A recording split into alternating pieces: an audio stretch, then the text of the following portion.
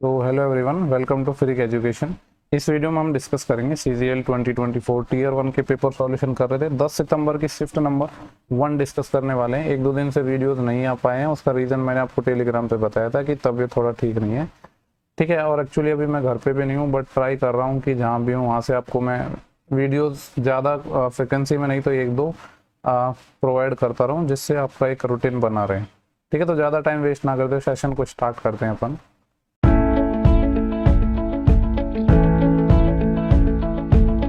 पहला क्वेश्चन आपकी स्क्रीन पर है, और देखो अगर थोड़ा हैंड राइटिंग वगैरह ठीक नहीं आता है या सराउंडिंग नॉइज आता है तो उसको थोड़ा इग्नोर करना। बोला गया दो दोस्त हैं राम और रवि, उनकी एज के बीच में गैप है 7 ईयर का। राम की मदर है माया देवी। कौन कौन? दो लोग हैं, एक अपने पास राम है, दूसरा कौन है? रवि है। मदर है राम की माया देवी, उसकी उम्र है राम से 3 गुना है। मान लो अगर राम की एक्स है तो राम की मदर ही लिख देता हूँ डायरेक्ट। राम की मदर कौन है? माया देवी, उसकी उम्र बोला है 3 टाइम है राम का, यानी 3x होगा। और रवि की उम्र उसके भाई सोहम से 4 गुना है। देखो रवि का बोला है, इसका कोई ब्रदर रहा होगा सोहम, ठीक है, इसका ब्रदर है सोहम, उससे 4 टाइम है। मतलब कि कहने का मतलब यह है कि सोहम की हम वाई माने तो रवि की 4 टाइम है, ना कि सोहम की, तो इसकी हो जाएगी 4y। बोला गया कि माया देवी और सोहम की एज में जो डिफरेंस है वो 65 है। माया देवी की एज 3x है, सोहम की y है, यानी एक तो हमें क्या गिवन है 3x minus y is equal to 65। और एक पहली लाइन में गिवन था कि राम और रवि के बीच में जो डिफरेंस है वो 7 का है, यानी x माइनस 4y, ये कितना है?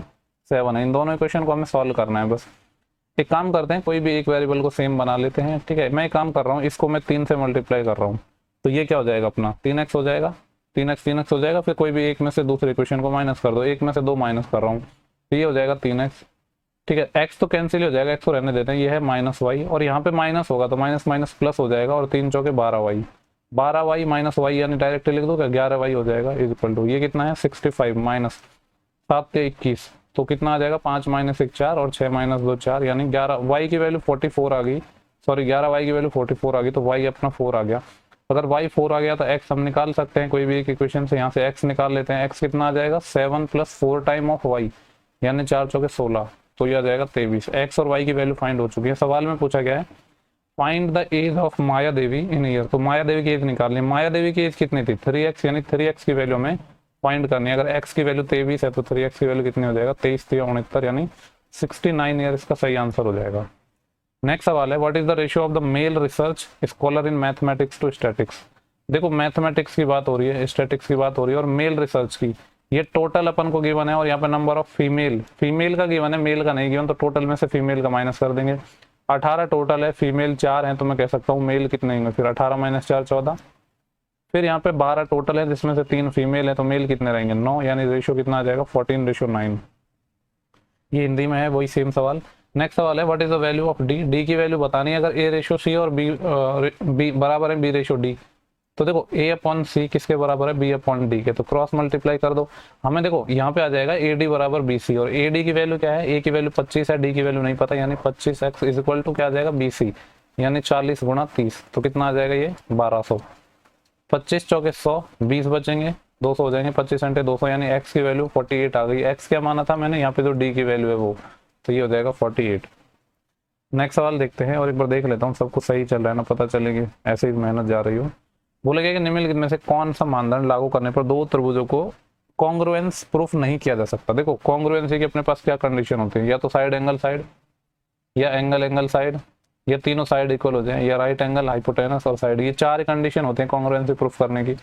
बोल रहा है कि angle side angle, angle side angle, यानी 2 एंगल और एक साइड अगर हो तो ट्राइंगल कॉन्ग्रुएंट होंगे, जबकि ये हमसे पूछ रहा है कि कौन सा ऐसा है जो कॉन्ग्रुएंसी उनको नहीं रिप्रेजेंट करती है, तो ये तो सही बोल रहा है, जबकि हमें गलत चीज ढूंढनी है।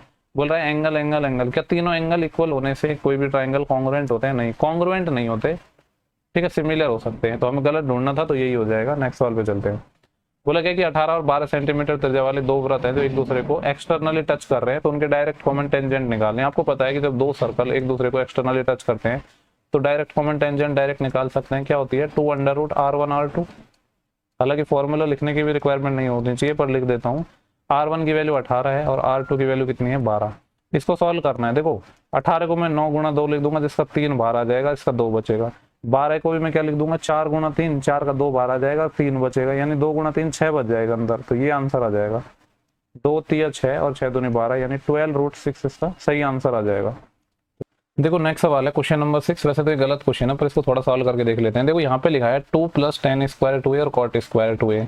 आपको देख के समझ आ रहा है कि ये क्या है, ये tan 2a + cot 2a का होल स्क्वायर ही तो है। क्यों? क्योंकि जो टर्म आएगी 2ab वाली उसमें tan और cot है वो कट जाएंगे, यानी ये है tan 2a + cot 2a का क्या है, ये होल स्क्वायर है। ठीक है, और यहाँ पे लिखा हुआ है sec 2a × cosec 2a, sec 2a × cosec 2a। ये वाली टर्म को हमने ऐसे लिख दिया। अब आपको एक चीज और पता है क्या, कि tan theta + cot theta direct याद भी होना चाहिए। क्या होता है ये sec थीटा × cosec थीटा, कैसे होता है वो आपको मुझे लग रहा है पता होना चाहिए। कैसे होता है, tan को लिखेंगे sin बटे cos, cot को लिखेंगे cos बटे sin, क्रॉस मल्टीप्लाई करेंगे तो क्या आएगा sin square theta + cos square theta divide में sin थीटा × cos थीटा, ऊपर तो 1 बन जाएगा और 1/sin क्या आ जाएगा, sec थीटा × cosec थीटा। ठीक है, तो ये चीज डायरेक्ट आपको पता होनी चाहिए। तो अगर ऊपर ये बना तो sec 2a × cosec 2 आएगा और उसका स्क्वायर है तो sec स्क्वायर 2a और cosec स्क्वायर 2a और डिवाइड में है sec 2a × cosec 2a, तो आंसर आना चाहिए अपना sec 2a × cosec 2a, जबकि ऐसा कोई ऑप्शन है नहीं। देखो आप चाहो तो ना यहाँ पे कोई वैल्यू, मतलब कोई भी यहाँ पे आप a की कोई भी वैल्यू लेके आप इसको ट्राई कर लेना, बट इसका आंसर नहीं आएगा। क्योंकि देखो यहाँ पे ऐसा कोई ये अपना उस टाइप का क्वेश्चन नहीं है अर्थमेटिक का कि यहाँ पे आप अप्रोक्स वैल्यू ले लोगे। ठीक है, ये इस टाइप का क्वेश्चन नहीं है, वहाँ पे हम अप्रोक्स चीजें लेके कर लेते हैं, यहाँ पे एग्जैक्ट फंक्शन आना चाहिए था, जबकि ये सारे ऑप्शन गलत है। आप वेरीफाई करना चाहते हो तो कोई भी वैल्यू लेकर ट्राई कर लेना, आंसर नहीं आएगा। वो जो अपने अर्थमेटिक के क्वेश्चन होते हैं उनमें हम अप्रोक्स चला लेते हैं, बट यहाँ पे नहीं आ पाएगा। बोला गया कि किरण ने 2 व्यक्तियों को 4,000 रुपए इस प्रकार उधार दिए कि एक भाग को वो 8% के तथा शेष को 10% के हिसाब से दे रही है। टोटल उसको 352 रुपए का सिंपल इंटरेस्ट मिला है, तो 352 रुपए पर कितना मिला। इस सवाल को हम एक ही तरीके से करते हैं और वही सबसे बेस्ट होता है। एक तो इसने 8% पर एनम के हिसाब से इंटरेस्ट दिया है, दूसरा 10%। 10 को हम कैसे ब्रेक करके लिखते हैं, 8 + 2% में। यानी अगर मैं आपसे पूछूं कि ओवरऑल हम 8% के हिसाब से ही देते पैसे को, यानी पहले केस में भी और दूसरे केस में 8% के हिसाब से ही देता मैं 1 साल के लिए, तो 4,000 रुपए पर 8% के हिसाब से जो इंटरेस्ट आता वो कितना आता, इंटरेस्ट आता 320 रुपए। जबकि सवाल में ऐसा नहीं था ना, एक को 10% के हिसाब से दिया तो 320 इंटरेस्ट आता, जबकि सवाल में बोला है 352 आ रहा है। कितना आ रहा है, 352 आ रहा है। ये कितना एक्स्ट्रा आ रहा है, ये एक्स्ट्रा आ रहा है अपना 32 रुपए। ये 32 रुपए एक्स्ट्रा क्यों आया है, क्योंकि सेकंड केस में जो रेट ऑफ इंटरेस्ट थी वो 2% ज्यादा थी, यानी सेकंड केस का 2% की वैल्यू इतनी है, हमें चाहिए 100% की वैल्यू सेकंड वाले की। तो 50 से मल्टीप्लाई करना पड़ेगा, यानी क्या आ जाएगा 50, या ऐसे निकाल सकते हो कि 2% की वैल्यू 32 है तो 1 की 16 हो जाएगी, तो 100% की वैल्यू कितनी हो जाएगी 1600 रुपए, यानी सेकंड केस में 1600 रुपए हमने उधार दिए हैं। नेक्स्ट सवाल है एक्स वाई और जेड समतल पर 3 पॉइंट हैं जिनमें एक्स वाई की वैल्यू है, वाई जेड की वैल्यू है, जेड एक्स की वैल्यू है। सीजीएल मीन्स 2022, ठीक है 2022, एंड आई थिंक CHSL 2024। इसमें सेम क्वेश्चन आया था, मतलब हो सकता है डिफरेंट वैल्यूज हो, बट सेम पैटर्न से सवाल आया था कि एक प्लेन है जिसमें अपने पास पॉइंट क्या है, एक्स वाई और वाई जेड की वैल्यू 11 और 13 है और एक्स जेड 23 है। यानी किस तरीके से आता है, अगर हम एक्स वाई और वाई जेड को जोड़ रहे हैं तो ये जेड एक्स आ रहा है, क्योंकि ये 11 है और ये 13 है और इसकी वैल्यू क्या है 24 है। यानी जो पॉइंट होंगे वो क्या होंगे, कोलिनियर होंगे, इस तरीके से होंगे। यहाँ पे पॉइंट एक्स होगा, यहाँ पे पॉइंट वाई होगा और यहाँ पे पॉइंट जेड होगा, क्योंकि एक्स वाई और वाई जेड के बीच की दूरी बराबर है एक्स से जेड की दूरी। अब देखो कुछ लोगों का डाउट आया था इस सवाल को लेकर, मैंने कमेंट देखे थे 1-2 की, कुछ लोग बोल रहे थे कि जरूरी थोड़ी है पॉइंट इस तरीके से ही हो। ठीक है, आप ऐसे समझ सकते हो कि पॉइंट मान लो कोई ट्राइंगल की फॉर्म में हो, कोई, क्योंकि काफी लोगों के दिमाग में आ सकता है मान लो इस तरीके से पॉइंट हो तो क्या इससे सर्कल बनेगा या नहीं। अब एक बात बताओ मुझे, यहाँ पे वैल्यू है 11, ठीक है, एक वैल्यू है 13, दूसरी है 24। एक चीज आपको पता है, ट्राइंगल की कोई भी साइड होती है, ट्राइंगल की कोई भी साइड होती है वो क्या होती है, मान लो ये ट्राइंगल की एक साइड ए थी, ये साइड बी थी, ये साइड सी है, तो साइड सी है वो कहाँ से कहाँ तक होगी, 2 साइडों के डिफरेंस और 2 साइडों के सम के बीच होगी। जबकि यहाँ पे तो क्या हो रहा है, दोनों साइडों का जो डिफरेंस है वो तो चलो ठीक है 11 - 13 2 आ रहा है, लेकिन मैक्सिमम किसके बीच में होती है, 11 और 13 के सम के, यानी 11 और 13 का सम तो 24 आ रहा है, इसके बीच में होनी चाहिए थी, यानी जो वैल्यू है वो 2 से और कितना 24 के बीच में होनी चाहिए थी। जबकि ऐसा कोई भी ट्राइंगल नहीं होता जिसमें, क्योंकि यहाँ पे क्या हो रहा है 2 साइड का जो सम है तो तीसरे साइड के इक्वल आ रहा है, ऐसा कोई ट्राइंगल पॉसिबल ही नहीं है ना, क्योंकि ट्राइंगल की कोई भी साइड है वो अन्य 2 साइड के डिफरेंस और उनके सम के बीच में होनी चाहिए। जबकि यहाँ पे 2 साइडों का जो सम है वो तीसरी साइड के सम के बराबर आ रहा है, जो कि पॉसिबल नहीं है। यानी पॉइंट इस तरीके से होंगे और पॉइंट इस तरीके से होंगे तो यहाँ पे एक भी सर्कल नहीं बन सकता है, तो 0 इसका आंसर आ जाएगा। इसको सॉल्व करना है, 3/2 6 हो जाएगा, 15/6, 15/6 मतलब 3 पंज 15 और 3 दूनी 6 यानी 5/2 आ जाएगा। और ये 2 से और मल्टीप्लाई है यहाँ पे, तो 2 से 2 कैंसिल हो जाएगा, यानी मैं कह सकता हूँ ये जो पहली वाली टर्म है यहाँ से लेकर यहाँ तक की इसकी वैल्यू आ गई 5 प्लस ये है देखो 18/2 तो 36 आ जाएगा। 9/36 यानी 1/4 और 4 से मल्टीप्लाई यानी 1 हो जाएगा, माइनस 4/2 कितना आ जाएगा 1/2 और 2 से और मल्टीप्लाई यानी 1 हो जाएगा, 1 से ये 1 भी कैंसिल हो जाएगा, यानी आंसर कितना आ जाएगा 5। नेक्स्ट सवाल देखते हैं, क्या बोला गया है कि if on A mark price the difference between the selling price without a discount of 65%, sorry with a discount of 65% and two successive discount of 30 and 40% is 105 रुपए। दो तरह के हमने डिस्काउंट दिए हैं, क्या है, एक तो सिंगल दे दिया 65% का डिस्काउंट, या फिर दो सक्सेसिव डिस्काउंट 30 और 40 उनके सेलिंग प्राइस के बीच में डिफरेंस गिवन है। तो पहले केस में तो चलो डिस्काउंट दे दिया डायरेक्ट, दूसरे केस में देखना पड़ेगा कि टोटल डिस्काउंट कितना हो रहा है। तो 30 और 40 में सक्सेसिव लगा दो तो क्या हो जाएगा 30 + 40 - 30 × 40/100, तो ये कितना आ जाएगा 2 0 से 2 0 कैंसिल, ये आ जाएगा 40 + 70, 70 - 12, 70 में से 12 जाएंगे तो कितना आएगा 58, यानी पहले केस में 65% डिस्काउंट था, दूसरे में 58 था। दोनों के बीच में अगर मैं डिफरेंस की बात करूं तो 2 और 5 7% का है। सवाल में इस 7% की वैल्यू हमें 105 रुपए गिवन है। कितना गुना है ये 7 एकम 7 बचेंगे कितने 3 और 7 पंजे 35, यानी एक यूनिट की वैल्यू 15 रुपये आ गई। तो हमसे पूछ रहा है मार्क प्राइस क्या है, मार्क प्राइस मतलब 100% की वैल्यू हमें चाहिए। अगर एक यूनिट की वैल्यू 15 है तो 100 यूनिट की वैल्यू कितनी हो जाएगी 1500 रुपये, यानी ऑप्शन नंबर 3। नेक्स्ट सवाल देखते हैं, क्या बोला गया है कि 10 मीटर लंबा एक अपने पास क्या है पोल है, a pole of 10 metre long rest slantly against vertical wall A B. एक देखो वॉल है अपने पास ए बी, मान लो इसको ए बी, एक कोई पोल है इसके द्वारा वो तिरछा खड़ा हुआ है, यानी पोल फिर ऐसे होगा इस तरीके से, ठीक है। ये क्या है अपने पास ये पोल है और इसको इसके बेस से मिला देते हैं, इस तरीके से चीजें हैं। अब क्या बोल रहा है कि जो पोल है वो 30 डिग्री का एंगल बना रहा है हॉरिजॉन्टल ग्राउंड के साथ, ये पोल था यानी और ये हॉरिजॉन्टल ग्राउंड हो गया, यानी इसके साथ अपना 30 डिग्री का एंगल बना रहा है। तो हमसे क्या पूछा गया है कि find how far the foot of the pole from the wall, कि जो वॉल है उसके पॉइंट से जो यहाँ पे अपने पास पोल है उसका निचला हिस्सा है उसकी दूरी क्या है, खंबे का निचला हिस्सा यानी ये वाला पॉइंट यहाँ से लेकर जो दीवार है यानी ए बी है यहाँ तक की दूरी, यानी ये वाली डिस्टेंस हमें फाइंड करने को बोला है। अब देखो 30 डिग्री आपको पता है 10 30 केस में क्या होता है 1√3, यानी ये 1 होगा, ये √3 होगा और ये 2 होगा। सवाल में बोला था 10 मीटर लंबा पोल है, यानी 2 यूनिट की वैल्यू 10 मीटर की बनती, तो 1 यूनिट की वैल्यू 5 हो जाएगी। अगर 1 यूनिट की वैल्यू 5 है तो इसकी वैल्यू क्या है √3, यानी √3 से मल्टीप्लाई करना पड़ेगा, यानी 5√3 हो जाएगा, जो कि ऑप्शन नंबर 4 है। नेक्स्ट क्वेश्चन देखते हैं डीआई का। यहाँ पे बोला गया what percentage of the average sales of ABC in 2014, वो कितना है एवरेज सेल्स ऑफ एसीएफ का 2013 में। देखो सबसे पहले तो हमसे पूछ रहा है ए बी और सी का, इन तीनों का 2014 में। 2014 का ये बाद वाला कलर ऑरेंज कलर रिप्रेजेंट कर रहा है, यानी यहाँ पे कितना है ये 70 है, और ये देखो मिड में वैल्यू है यानी ये 35 होगी, एंड ये कितना है ये 80 है, ये हो जाएगा 8 7 15 और 3 18। एवरेज की बात कर रहे हैं, यानी पहला वाला तो हो जाएगा 185/3। रेशियो ले लेंगे क्योंकि हमें परसेंटेज निकालना है ना, तो हम रेशियो ले लेंगे पहले। अब बाद में बोला है, किसका बोला है इन्होंने, एक सेकेंड, बाद में बोला है ए सी एफ का, तो ए लेना है, सी लेना है और एफ लेना है, ठीक है। ये वाली वैल्यू मैं हटा देता हूँ।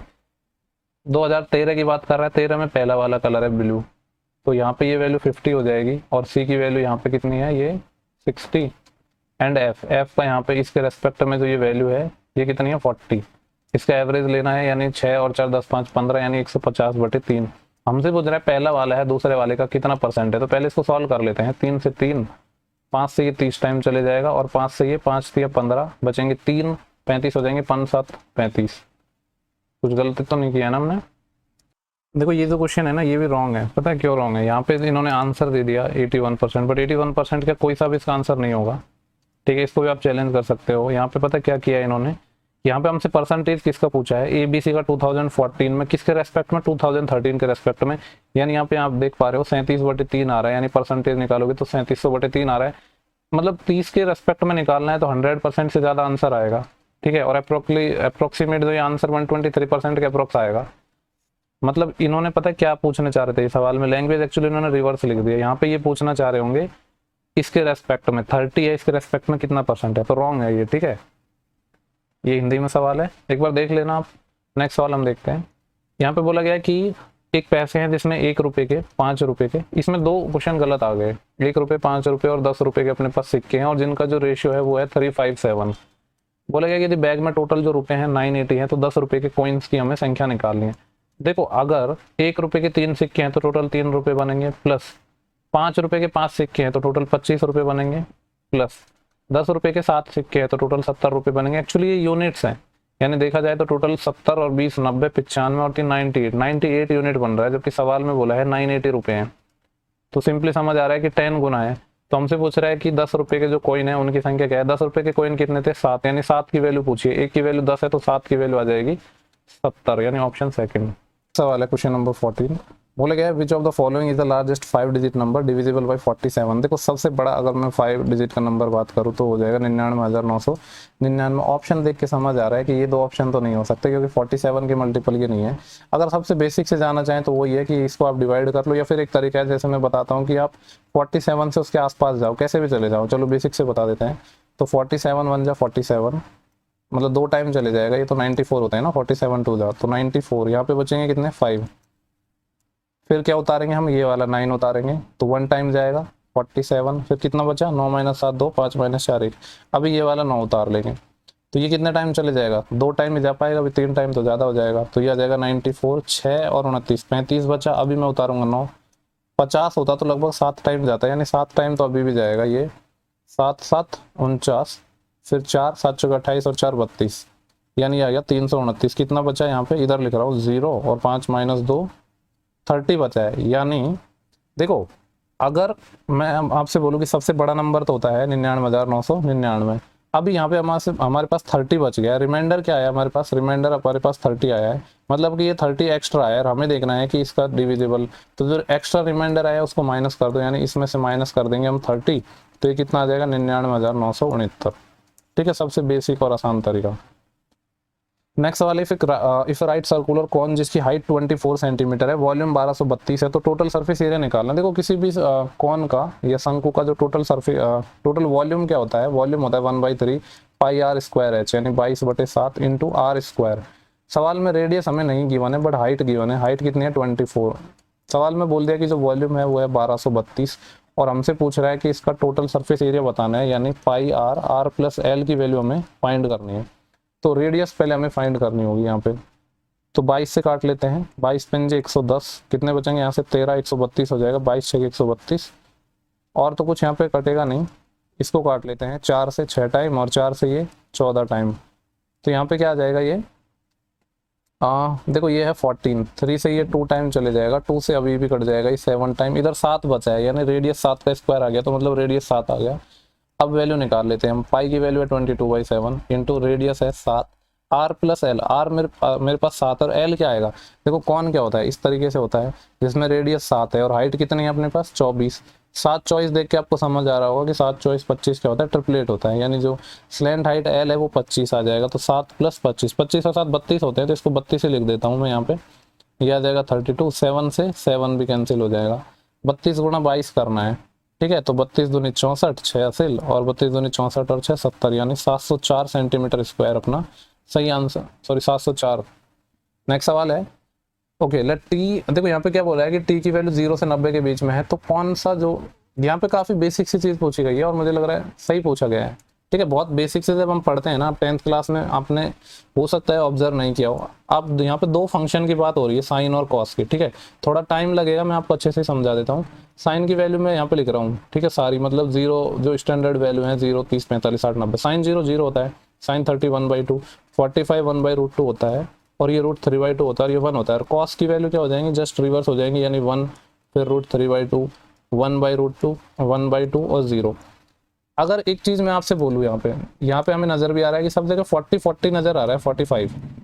देखो आप थोड़ा सा गौर करो, यहाँ पे आप देख पा रहे हो कि 45 पे तो चलो सेम ही होती है वैल्यू, लेकिन जब 45 से मैं आगे जा रहा हूँ, जैसे मैं 60 डिग्री पे जा रहा हूँ, ये आप स्टार्टिंग से भी ऑब्जर्व कर सकते हो। जब भी हम 0 से 90 के डिग्री की ओर बढ़ रहे हैं तो क्या हो रहा है? साइन की वैल्यू 0 थी, फिर हाफ हो गई, फिर 1/√2, यानी बढ़ती जा रही है।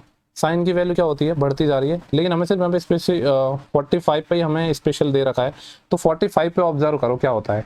अगर साइन 45 से मैं अब हो जाता हूँ, ठीक है, पहले अबो का देख लेंगे, लेस का भी देख लेते हैं। साइन 45 डिग्री से मैं अबो जा रहा हूँ तो आपको पता है वैल्यू बढ़ती जाती है, यानी अगर टी की वैल्यू ग्रेटर देन 40 हुई तो साइन थीटा बढ़ रहा है। और कॉस में देखो, कॉस 0 की वैल्यू 1 है, फिर √3/2, जैसे जैसे हम 90 की तरफ जा रहे हैं घट रही है, यानी 45 डिग्री की मतलब टी एंगल की वैल्यू 45 डिग्री से बड़ी हुई तो साइन टी ग्रेटर देन हो रहा है कॉस टी। अब यहाँ पे इसी तरह के कुछ स्टेटमेंट अपन को गिवन है, बोला गया कि टी बराबर 45 पे साइन और कॉस क्या है, बराबर नहीं होते हैं, 45 पे तो बराबर होते हैं, तो ये गलत स्टेटमेंट है। बोला गया कि अगर टी की वैल्यू 45 से कम ले लें तो साइन टी बड़ा है। देखो 45 से कम मान लो, मैं यहीं पे ले लेता हूँ, यही ले लेते हैं ना, 0 ही ले लो। अगर मतलब 45 से कम वैल्यू ले रहा हूँ तो उस केस में क्या हो रहा है, कॉस की वैल्यू ज्यादा है, यानी 45 डिग्री से कम के केस में अगर मैं बात करूँ तो कॉस बड़ा है। तो बोल रहा है कि टी लेस देन 45 हुआ तो कॉस बड़ा होना चाहिए था, जबकि क्वेश्चन में यहाँ पे बोल रहा है साइन बड़ा है, गलत। यहाँ पे बोल रहा है टी की वैल्यू अगर 45 से कम है तो कॉस बड़ा है, जिसकी तरफ ये मुंह खुला होता है वो चीज बड़ी होती है, यानी वही चीज तो इस वाले सवाल में मैं बोल रहा था जस्ट ऊपर वाले में कि अगर टी की वैल्यू 45 से कम आ रही है तो उसकी इसमें कॉस बड़ा है और साइन छोटा है, तो ये चीज ठीक है। इसको भी वेरीफाई कर लेते हैं। टी की वैल्यू अगर 45 से बड़ी है तो मैंने आपको यहाँ बताया था कि साइन बड़ा होता है और कॉस छोटा होता है, जबकि यहाँ पे भी कॉस कोई बड़ा दिखा रहा है, तो ये भी नहीं हो सकता। ठीक है, नेक्स्ट सवाल पे चलते हैं। नेक्स्ट सवाल है, क्या सवाल है, रमेश ने 19 नवंबर 2019 को एक डीलर से कुछ सामान खरीदा और 5,480 रुपये का हुआ। ठीक है, फिर उसने 10, देखो एक तो ये सामान खरीद रहा है 19 नवंबर 2019 को, कितने रुपए का खरीद रहा है, 5,480 रुपये का। आगे बोल रहा है उसने 10 नवंबर 2019 को भी कुछ सामान खरीदा था, जिसका जो बिल था टोटल वो था 9,800 रुपये। बोला गया उन्होंने इस बार के दोनों बिलों का भुगतान किया और जो राशि है उसको कैश में पेमेंट किया है, नगद भुगतान किया है। आगे सवाल में बोला गया है डीलर 10 दिनों के भीतर अगर किए गए भुगतान पर 2% का डिस्काउंट देता है। डीलर क्या करता है, अगर आप पेमेंट विद इन 10 डेज कर देते हो तो आपको वो 2% का डिस्काउंट दे रहा है, 2% छूट। और अगर खरीद के समय ही आप कैश पेमेंट कर देते हो तो 5% का डिस्काउंट देता है। बोल रहा है कि रमेश द्वारा 19 नवंबर 2019 को टोटल पेमेंट किया गया है। रमेश ने कब पेमेंट किया है, 19 नवंबर 2019 को। तो हमसे पूछ रहा है कि भुगतान की गई राशि क्या है। देखो 19 नवंबर 2019 को इसने पेमेंट किया है, यानी ये पहले वाले केस में तो सेम डेट में ही कर दिया। ठीक है, और यहाँ पे कैश का कुछ जिक्र है क्या, उन्होंने इस बार दोनों बिलों का भुगतान कैश किया है, नगद किया है, यानी कैश किया है तो डिस्काउंट कितना देता है, 5%। यानी यहाँ पे मुझे जो डिस्काउंट मिला होगा 5% मिला होगा। और ये जो पेमेंट हम ओवरऑल 19 नवंबर को खरीद रहे हैं, यहाँ पे हमने 10 नवंबर को सामान खरीदा था, यानी विद इन 10 डेज में हो रहा है, तो इसमें भी डिस्काउंट मिलेगा, लेकिन इसमें 5 नहीं 2% डिस्काउंट मिलेगा। 5 किस में मिल रहा था, सेम टाइम पे जब हम पेमेंट कर रहे हैं। तो पूछ रहा है, यही पूछ रहा है कि टोटल उसको कितना पे करना पड़ेगा, तो निकाल लेते हैं। देखो इसको 5% इसका डिस्काउंट मिल जाएगा। यहाँ पे इसका 5% कितना होता है, 1/20, यानी 5,480 का हमें 1/20 चाहिए। इसका 1/20 0 से 0 कैंसिल हो जाएगा, तो ये कितना आ जाएगा, 2 दूनी 4, 1 2 7 14, 2 4 8, 274 रुपये का डिस्काउंट तो यहाँ मिल गया।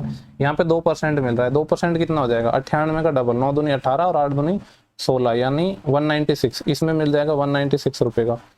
तो ओवरऑल इसको कितना डिस्काउंट मिल गया, ये हो गया, देखो 6 और 4 10, 1 कैरी, 7 और 1 8, 8 और 9 17, फिर 1 कैरी, 2 और 1 3 और 4, 470 रुपये का इसको टोटल डिस्काउंट मिल गया ओवरऑल। तो टोटल में से ये माइनस कर दो 470, तो ये कितना आ जाएगा, देखो ये है 0 8 8 4 12 और 9 और 5 14 और 1 15, 15,280 होता, लेकिन ये 470 का इसका डिस्काउंट मिल गया, तो ये और माइनस कर दो इसमें से, तो ये कितना आ जाएगा, 152 में से अपन 4 जाएंगे तो कितना आएगा, 148, यानी 14,810 रुपये का इसको पेमेंट करना पड़ेगा।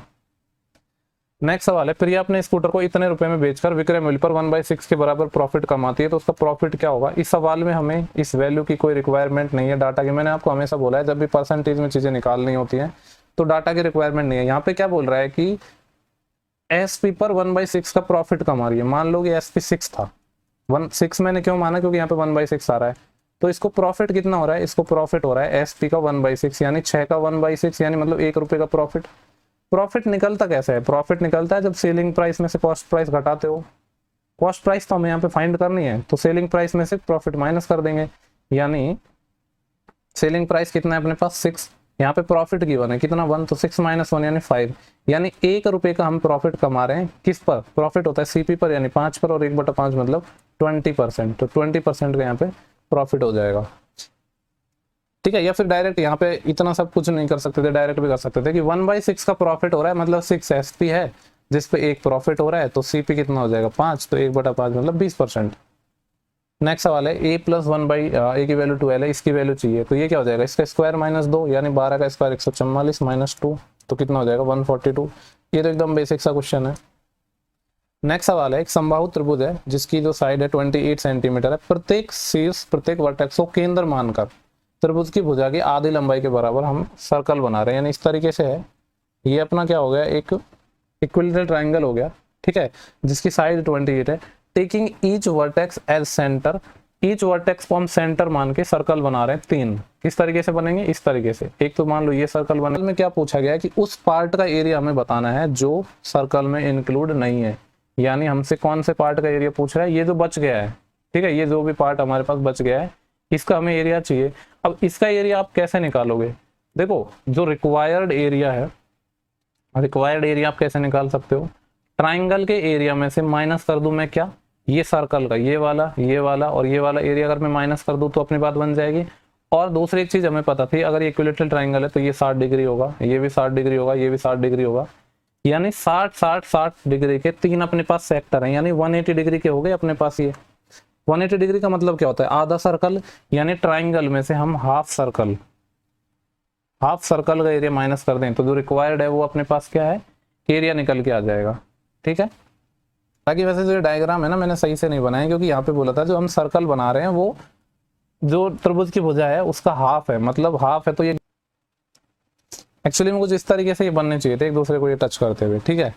तो कॉन्सेप्ट तो बेसिकली आपको समझ आ ही गया होगा मैं क्या कहना चाह रहा हूँ। तो सर्कल ट्राइंगल का एरिया क्या हो जाएगा, इक्विलेटरल ट्राइंगल है जिसका एरिया होता है √3/4 इंटू साइड का स्क्वायर, साइड क्या थी 28, तो 28 का स्क्वायर यानी 784 माइनस सर्कल का एरिया होता है πr² यानी 22/7 इंटू r, रेडियस क्या है आधी, किसकी आधी, जो अपना ट्राइंगल है उसकी, ट्राइंगल की साइड 28 थी तो उसकी आधी यानी 14, तो इधर थोड़ा स्क्रॉल कर लेता हूँ, यानी रेडियस 14 हो जाएगी, यानी 14 गुणा 14, और इसका भी क्या लेना है हाफ, क्योंकि आधा पार्ट है ये सर्कल का, ठीक है। बस इसी को सॉल्व करना है हमें, फटाफट सॉल्व कर लेते हैं। 4 से ये कट जाएगा, 4 एकम 4, 3 38, 4 9 36, 2 24, 4 6 24, यानी ये आ गया 196√3, यहाँ पे क्या आ गया 196√3 माइनस 7 दूनी 14 से ये 14 कैंसिल हो जाएगा, 22 गुणा 14 तो 22 चौके 88, 8 हासिल, 22 एकम 22 और 8 30 यानी 308।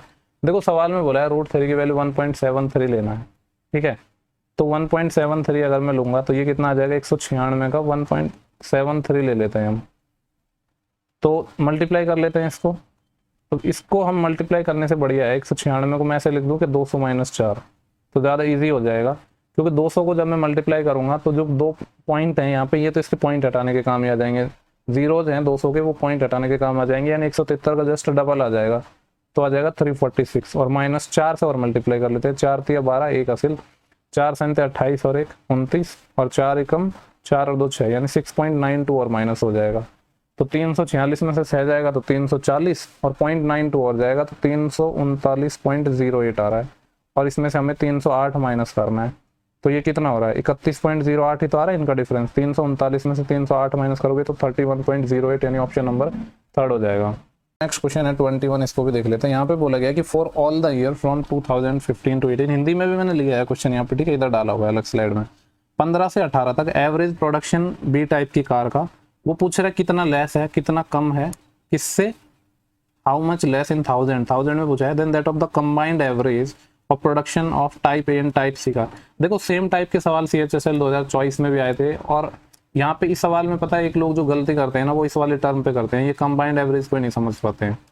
सबसे पहले तो देखो एवरेज की बात हो रही तो सबका हमें एवरेज चाहिए होगा, यानी हमें ए का भी एवरेज चाहिए होगा, हमें बी का भी चाहिए होगा, सी का भी चाहिए होगा, तो सबका मैं एवरेज निकाल लेता हूँ पहले। तो ए के लिए सबको जोड़ लेते हैं, ये आएगा देखो 0 0 0 यानी 0, फिर 4 और 6 10, 10 का 0, 1 हासिल 1 और 8 9 9 9 18 18 7 25 25 और 8 33 33 आएगा। एवरेज की बात हो रही है कितने साल है, 1 2 3 4, तो 4, ये हो गया ए। बी को ऐड कर लेते हैं, 0 आएगा यहाँ पे, तो फिर 8 और 5 13 और 2 15 और 4 19, एक कैरी आएगी 1 और 6 7 7 7 14 14 और 6 20 और 5 25, यानी 2590 डिवाइड बाई 4। अब सी का बात कर लेते हैं, 0 0 0, फिर यहाँ पे आएगा 9 और 6 15, 15 का 5, फिर एक कैरी 1 और 8 9 9 9 18 18 और 2 20 का 0, 2 कैरी 2 और 1 3 3 और 1 4, यानी ये आ गया 4050 डिवाइड बाई 4। ये तो हो गया एवरेज। अब हमसे पूछ रहा है कि बी टाइप का जो एवरेज है बी टाइप की कार का एवरेज है, ये वाला जो एवरेज है वो कितना कम है किससे, combined average of A and C. इसका मतलब ये है कि ए और सी का वापस एवरेज लेना पड़ेगा, यानी इन दोनों को ऐड करके वापस 2 से डिवाइड करना पड़ेगा, क्योंकि इन दोनों का हमें एवरेज चाहिए। तो बी का निकाल लेते हैं पहले। तो बी का कितना आया, 4 से डिवाइड कर लेते हैं, 4 6 के 24 बचेंगे, 1 19 हो जाएंगे, 4 चौके 16, फिर 3 बचेंगे 30 हो जाएंगे, 4 7 28, फिर कितने बचे 2 20, 4 5 20। ये तो आ गया बी का। अब हमें चाहिए ए और सी का कंबाइंड, तो ए और सी को पहले जोड़ लेते हैं। सबसे पहले तो देखो इन दोनों को जोड़ूंगा मैं, 3300/4 और 4050/4, तो यह आ जाएगा 4 और 3 7000 और 7350, 7350/4। कंबाइंड एवरेज लेना था, मतलब दोनों को जोड़ के वापस 2 को और भाग देना था, तो ये 2 है, ये इस 4 के मल्टीप्लाई में चले जाएगा, यानी यहाँ पे ये 8 बन जाएगा। ठीक है, ये चीज़ लोग भूल जाते हैं कि कंबाइंड एवरेज लेना है मतलब 2 से वापस और डिवाइड करना है। इसको सॉल्व करते हैं, तो 8 नाम 72, फिर कितना बचा 1 15, 8 एकम 8, 7 बचेगा 70, 8 8 64, फिर 6 बचे 60, 8 7 तो 56, 4 बचे 40, 8 5 40, यानी 918.10। हमसे पूछ रहा है इन दोनों का डिफरेंस हजारों में, डाटा 1000 में ऑलरेडी गिवन था, यहाँ पे डाटा 1000 में था, इनका डिफरेंस निकाल लो। किस किस का डिफरेंस निकालना है, 918.75 और 647.50 का। तो कितना आ जाएगा ये, 8 में 7 गए थे, 11 में से 4 गए तो 7 यहाँ कैरी बढ़ जाएगी, और 9 में 7 गए तो 2, तो 271.25। ये थाउजेंड्स में है डाटा। ठीक है, तो यही अपना आंसर हो जाएगा। कौन सा ऑप्शन है, ऑप्शन नंबर है सेकंड। अच्छा सवाल है, लोग इसमें गलती करते हैं, इसलिए मैंने इसको बताया कि इस चीज़ का ध्यान रखना कि कंबाइंड एवरेज पूछा है उसने। बोला गया कि 750 मीटर की एक वृत्ताकार दौड़ थी, एक्स और वाई एक ही पॉइंट से एक ही समय पर 9 और 13.5 से चल रहे हैं। देखो एक ही टाइम पर चल रहे हैं, एक ही समय पर चल रहे हैं, और वे एक ही डायरेक्शन में चल रहे हैं। इस तरीके से मान लो इस पॉइंट से दोनों एक्स और वाई इस डायरेक्शन में भागना स्टार्ट करते हैं, एक की स्पीड 9 है, दूसरे की 13.5 है, सेम डायरेक्शन में जा रहे हैं, तो रिलेटिव स्पीड क्या हो जाएगी, इन दोनों का डिफरेंस, यानी 4.5 किलोमीटर पर आवर। ठीक है, लेकिन आंसर सेकंड में है तो इसको मीटर पर सेकंड में बदल सकते हैं। 4.5 किलोमीटर पर आवर को मीटर पर सेकंड में बदलने के लिए 5/18 से मल्टीप्लाई। इसको थोड़ा सॉल्व करते हैं, तो यह आ जाएगा 9 दूनी 18 और 9 पंजे 45, 5 5 25, या फिर मैं ये देखो ये आएगा 2.5/2, ऐसे ही रहने देते हैं, चलो बाद में देख लेंगे। ये हो गया रिलेटिव स्पीड। अब मैंने आपको बताया था यहाँ पे 2 तरह की कंडीशन बनती है, एक तो कि ये स्टार्टिंग पॉइंट पर कब मिलेंगे, दूसरा ये पहली बार कब मिलेंगे, तो 2 अलग अलग चीज होती हैं। अगर स्टार्टिंग पॉइंट की पूछता है तो दोनों का डिफरेंट टाइम निकालेंगे, उनका एलसीएम लेंगे, लेकिन यहाँ पे वो नहीं पूछा है। यहाँ पे पूछ रहा है पुनः वो पहली बार कब मिलेंगे, तो सेम कॉन्सेप्ट लग जाएगा। टोटल जो डिस्टेंस है ट्रैक की वो कितना है, 750 मीटर, तो टाइम निकालना है, डिस्टेंस अपॉन स्पीड, यानी 750 मीटर चलना है, और रिलेटिव स्पीड कितनी है 2.5/2। 2.5 को मैं काम करता हूँ 5/2 लिख दूंगा, तो ये 5/4 आ जाएगा, 5 यहाँ पे और 4 ऊपर चले जाएगा, ये हो जाएगा 750 है ना, 3000 हो जाएगा, ये 3000/5, यानी 5 6 की 30, मतलब कितना टाइम लग रहा है, 600 सेकेंड लगेगा इनको पहली बार मिलने में। अगर स्टार्टिंग पॉइंट पर पूछता तो फिर डिफरेंट तरीके से होता। ठीक है, इसके बाद नेक्स्ट सवाल है, कोई बस शुरू में 1/3 भाग है वो 40 से चलती है, फिर दूरी का जो नेक्स्ट 1/3 है वो 50 से चलती है, और फिर दूरी का नेक्स्ट 1/3 है वो 60 से चलती है, तो ओवरऑल एवरेज स्पीड क्या चाहिए। देखो एक चीज आप इसमें गौर कर पा रहे होगे, वो क्या कि हर केस में ना ये 1/3 पार्ट चल रहा है, यहाँ पे भी 1/3 पार्ट, यहाँ पे भी 1/3 पार्ट, यहाँ पे भी 1/3 पार्ट। तो मैंने आपको बताया था कि जब भी सेम डिस्टेंस चलता है तो इसको हम टाइम एंड वर्क के कॉन्सेप्ट से भी निकाल सकते हैं। कैसे, पहले केस में ये 40 से चल रहा है, सेकंड केस में ये 50 से चल रहा है, थर्ड केस में ये 60 से चल रहा है, इनका एलसीएम लेंगे तो कितना आएगा, 60 50 का 300 हो जाएगा, लेकिन 300/40 करेंगे तो फिर ये इससे नहीं कट पाएगा, यानी 600 लेना पड़ेगा हमें ये। ठीक है, तो ये आ जाएगा 15 और ये आ जाएगा 12 और ये आ जाएगा 10, ये इनकी स्पीड हो गई। हमें क्या पूछ रहा है, इनका एवरेज स्पीड। तो एवरेज स्पीड क्या होता है, total distance upon total time, ये एक तरीके से इनके टाइम हो गए। ठीक है, टोटल डिस्टेंस 600 यूनिट है, अब 600 यूनिट नहीं लेंगे इसको, बस यही आपको ध्यान रखना है। ये 3 डिफरेंट डिस्टेंस थी, इक्वल थी, तो इसको बस 3 से मल्टीप्लाई करना है, ये ध्यान रखना है। डिवाइड बाई ये हो जाएगा 15 12 27 और 10 37, यानी इसको सॉल्व करना, अपना आंसर आ जाएगा, यानी 1800/37। देखो 37 से अगर मैं सॉल्व करूंगा तो 40 होता लगभग, तो भी 4 टाइम जाता, 5 टाइम तो कितना हो जाएगा, ये 5 टाइम ज़्यादा हो जाएगा ना, क्योंकि 350 और फिर 35 और 185 चले जाएगा, यानी 4 टाइम ही जा पाएगा। तो 120 और 28 148, कितना टाइम जा रहा है 148, कितने बचेंगे 2 जोड़ा तो 150 और 30 और, यानी 32 और बचा। अभी उतारेंगे हम नेक्स्ट 0। अब इसमें देख लो ये कितनी बार भाग जा पाएगा। देखो ऑप्शन देखते हैं, हमें पता है कि 40 से 50 वाली लाइन में आंसर आएगा, ये दोनों नहीं होंगे। अब या तो 46 आ रहा है या 48 आ रहा है। अगर मैं 37 का 6 गुना करता हूँ तो कितना आएगा, 180 और 6 7 42 और यानी 222 ही आ रहा है, जबकि हमें भाग देना है 320 में, यानी 46 से ज़्यादा आंसर आएगा। तो 46 से ज़्यादा आएगा मतलब फिर ये वाला ऑप्शन हो जाएगा, ये भी नहीं होगा। तो आप यहाँ पे थोड़े ऑप्शन की हेल्प ले सकते थे अगर खुद से सॉल्व नहीं करना चाहते हो। तो जनरली मैं तो यही करता हूँ एग्जाम में कि खुद से जितना कम दिमाग लगाया जाए उतना बढ़िया है। ठीक है, नेक्स्ट सवाल है अपना 24। यहाँ पे हमसे बोला गया कि 3 पाइप है पी क्यू आर जो किसी सिस्टम को 40, 80 और 120 मिनट में भर सकते हैं। 40 ये पाइप पी है, ये क्यू है, ये आर है, 40, 80 और 120 मिनट में। देखो एलसीएम कैसे लेते हैं, सबसे पहले हम मान लेते हैं कि सबसे बड़ा ही हमारा एलसीएम है। अब हम ये देखते हैं कि क्या इससे ये बाकी डिवाइड हो रहे हैं, तो 40 से तो हो जाएगा लेकिन 80 से नहीं होगा। तो 80 और 120 में कॉमन देखो, 120 का डबल करते हैं 240, तो उससे 80 भी डिवाइड हो रहा है, तो एलसीएम आ जाएगा 240। एलसीएम लेने की अप्रोच यही होनी चाहिए। तो 4 6 की, ठीक है, और ये हो जाएगा 8 3 और 12 दूनी, ये इनकी एफिशिएंसी आ गई। अब यहाँ से आगे इसको हम देखते हैं क्या बोल रहा है हमसे। शुरुआत में सारे पाइप खोल दिए जाते हैं, कितने टाइम बाद क्यू और आर को हम बंद कर दें, क्लोज करवा रहा है ताकि टंकी केवल आधे घंटे में पूरी भर जाए। देखो इसको सॉल्व करने के यहाँ से 2 तरीके मेरे पास अभी नजर आ रहे हैं मेरे दिमाग में, लेकिन सबसे आसान पढ़ते हैं। बोल रहा है कि क्यू और आर को कितने टाइम बाद बंद करें कि टंकी आधे घंटे में भर जाए, यानी पी सॉरी पी है वो तो पूरे टाइम खुला रहेगा, यानी पी तो 30 मिनट के लिए भरेगा। पी अगर 30 मिनट के लिए भरेगा तो पी की एफिशिएंसी 6 है, 30 मिनट भरेगा तो 180 यूनिट तो कौन फिल करेगा, पी करेगा। रिमेनिंग बचा कितना है, टोटल 240 था, 180 फिल हो चुका है, यानी 60 यूनिट अभी और फिल करना है। इस 60 यूनिट को कौन करेगा, क्यू और आर करेंगे। क्यू और आर की एफिशिएंसी कितनी है, 3 और 2 5, 5 की एफिशिएंसी से ये करेंगे। तो यहाँ पे 12 मिनट इनको और लग रहे हैं, यानी 12 मिनट। अगर सिर्फ हम देखो यहाँ पे क्या अब अपना सवाल बन गया कि सवाल के अकॉर्डिंग पी को तो पूरे हमने 30 मिनट यूज कर लिया और बचा हुआ 60 यूनिट है वो क्यू और आर से भरवा दिया जो 12 मिनट में भर देते हैं। तो अब टंकी तो फुल हो चुकी है ना, अब क्यू और आर को ओपन रखने का कोई मतलब नहीं है। तो सवाल में यही पूछा था कि क्यू और आर को कितने टाइम बाद बंद कर दे ताकि टंकी है वो आधे घंटे में भर जाए। तो टोटल यहाँ 12 मिनट बाद टंकी अपनी भर चुकी थी, तो अब इसको हम बंद कर देंगे, तो 12 मिनट बाद क्यू और आर को क्लोज किया जाएगा। लास्ट सवाल है, यदि 3 संख्याओं का योग 18 है, मान लो कोई 3 संख्या इस तरीके से ए बी सी, तो इनका सम 18 है और इनके वर्गों का योग 36 है, यानी A square plus B square plus C square क्या है 36 है। तो इनके घनों का योग यानी A cube plus B cube plus C cube और उनके मल्टीप्लिकेशन गुणनफल का 3 गुना के बीच डिफरेंस, यानी हमसे बेसिकली ये चीज पूछ रहा है। अब इस चीज के 4 फॉर्मूले हैं, लेकिन हम वो फॉर्मूला यूज करेंगे जिसमें ये दोनों चीजों से ही काम चल जाए।